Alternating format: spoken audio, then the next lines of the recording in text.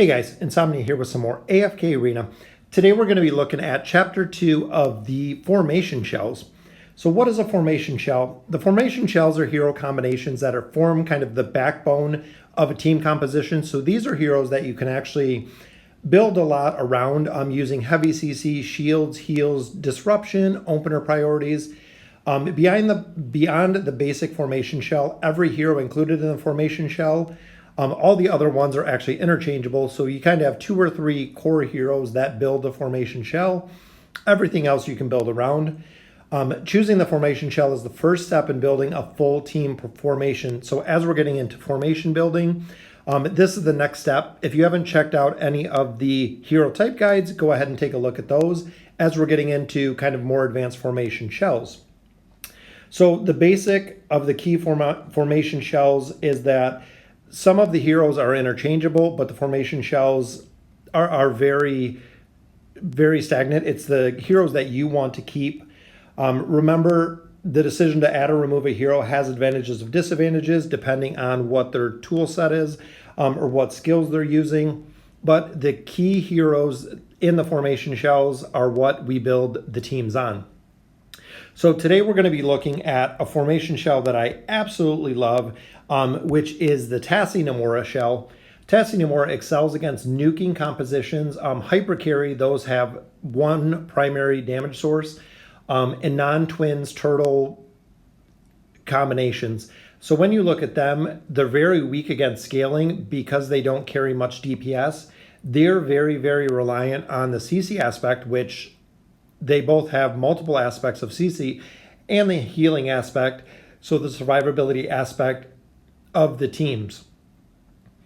When you look at some of the twin-orientated formations, they have a high priority in absorbing Tassi's Banish, and Twins' Hope can cleanse the effect. That's why if you're going up against a team that does have the twins in it, they're very, very difficult. They do not perform well against compositions that do have the twins. And they're weak against a couple particular heroes, which Pharrell, Talene, Aziz, and Almas are the really big ones to look out when you're running a Nomura Tassi shell. The reason is because Pharrell has the healing reduction and scaling, so over time he can actually do a ton of damage as his spirits get up on different targets. Aziz, because of the ultimate canceling, and again with his scaling. So teams that have heavy scaling heroes, if you remember from the type guide, are very, very difficult for the Tassi Nomura shell to defeat. It is a sweeper orientated, meaning it uses heavy crowd control and healing. Tassi has 2 forms of crowd control. Nomura has 1 form of crowd control. A lot of heals with Nomura and heals as well with Tassi. And Tassi also has the ability to debuff your opponents. So when you look at the actual abilities, the skills, Beguile is the one that Nomura uses. Deals 90% damage to a random enemy that is standing within her attack range, and it becomes entranced for 6 seconds.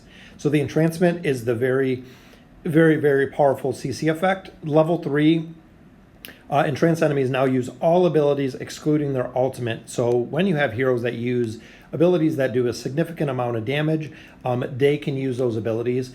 When you look at the other side of it with Tassi, Tassi's big ability, as many people know, is the banishment ability. Tassi banishes the most powerful enemy target for 4 seconds, which level 3 is 6 seconds, and steals 40% of the target's attack rating while they're banished. So not only is she getting rid of a hero for 6 seconds, she's taking part of their attack rating when they are banished, which is very, very cool. They're both single target CC skills that activate close at the beginning of the fight. Tassi's Slumber puts the entire enemy's team to sleep, which makes her super, super strong as CC. Duration is extended up to 5 seconds, which with this, it puts the entire team to sleep. So you actually have CC on everybody when her ultimate goes off. So when you turn off the auto button, you can actually choose when the heroes are going to be going to sleep, which is a very cool.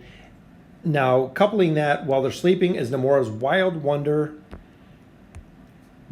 ability, Mother Nature ability, and her Life Force ability. So looking at all 3 of powerful heals that she has, she doesn't have the burst heal like your Rowan does, but Life Force gradually returns hit points. Mother Nature increases the healing efficiency of herself and all teammates. So if you're running her with Tassie, Tassie's going to be doing more healing. If you're running her with Almas, Almas is going to be doing more healing. And health regeneration. And of course, her Wild Wonder heals her teammates and increases their defense. So the combination of both of those. So if Tassie gets off a sleep and Namora gets off a heal, while the team is sleeping for 5 seconds, a majority of the time Namora can bring the team back to 100% with the defense rating buff, which just makes it very, very tough combination between the CC and heals of the both of them. They're very self-sufficient heroes. Less risk against highly aggressive enemy comps just because of their survivability. Not only does Namora have quite a bit of defense, she has a lot of hit points, which is based on her signature item and everything, is based on normal attacks heal Namora's weakest ally of her attack rating, but she does have a lot of hit points. Tassie, when she gets hit, she actually teleports around the battlefield, which is a very cool ability. Teleportation, which is very cool. If she goes behind an ally, they get haste. If she goes behind an enemy, they actually get a damage reduction, which I believe if Tassie's next to an ally, they get haste. If it goes behind an enemy, they're dealt damage. The ability has a cooldown period of 6 seconds. Cooldown time is reduced each time Tassie is struck, so it can actually go faster and faster. Tassie and Namora is very, very capable of delaying and sustaining teams. Neither Tassie nor Namora scale with the match timer, so they come out of the gate using their CC, using their heal to support an entire team. So let's look at some of the heroes that can really support Tassie. And of course, this is where it creates the synergy between the teams. So teams that they work really, really well on. Of course, Iran, just because the counter potential, early kill pressure, he is a very, very strong hero. And Tassie and Namora can keep him up, not only with the CC, but with the healing aspect of it. Similar with Leica, we know the Leica and Iran shell fits perfectly with the Tassie and Namora shell, just because of the haste efficient, the CC aspect of it, the high burst DPS that these two put out, with Leica with their armor debuff and Iran with his slows and his CC, just adding more dynamic to it. Then you throw in the mix of Almas. Almas keeps the faction boost going, so having all of the same heroes. He has CC, he has heal, he is a tank, he is a scaling hero, and with Namora coupled with Almas can up Almas's healing ability. If you've ever seen both of them in conjunction, Almas can actually do more healing than Namora, which is kind of crazy considering 3 of her 4 skills are focused straight on healing. A couple of the Celestials and the Hypogeans, of course, Orthos goes really, really well with her, with them because of the signature item. Late game, he is a scaler, so keeping the team up, keeping them alive. Of course, Athalia, she can really buy time for Tassie and Namora to get their CC up, get the sustain going, get the heals going because of her DPS and her nuke and the heal reduction. So if the other team does have a healer, she's very, very good at taking them out. Mahir is another one. Pseudo frontliner, the energy regeneration and the scaling ability that she has, similar to Tassie, where Tassie can actually slumber the whole entire team. Mahira can actually mind control the whole entire team. So if you add Tassie, Namora, and Mahira together, you have 3 super powerful CC aspects, which is very, very tough to kill, which is the same with Khazard. Damage threat, he has sustainable DPS and the nuking ability. The CC component that just adds to the Tassie Namora combo. He has the heal reduction and also the freeze ability. So again, adding more CC to the ability. Wukong, a hero that everyone just got for free, which is very cool. He is one that is through the CC damage scaling. So he has the haste reduction with, I believe, his bludgeon ability. Making the other team attack slower gives the ability for Tassie and Namora to get the CC, to get off the ults, to make sure the team is going to stay alive. So of course, when you think of the aspect of those two, of course, Pharrell is the other hero that is always going to come out, just for the fact that he has the stuns as well. He has sustainable DPS. He's a nuking hero, energy disintegration, heal reduction, and additional CC. So if a target is not mind controlled or beguiled by Namora or slumbered by Tassie or banished by Tassie, he can actually fear with his terrorize ability up to 3 enemies for 3 seconds, so making him very, very powerful. But another hero that works really, really well with this combination is Sophia, just because of her stun ability with her Scatterbolt and her nuking potential. So when you have heroes that can put out a ton of damage like Sophia and Belinda, anything like the Tassie and Namora shell where they can CC, they can take some of the damage off of the team, they can heal any of the damage the team does take. Any heroes that are big nuking heroes can be worked perfectly into this combination.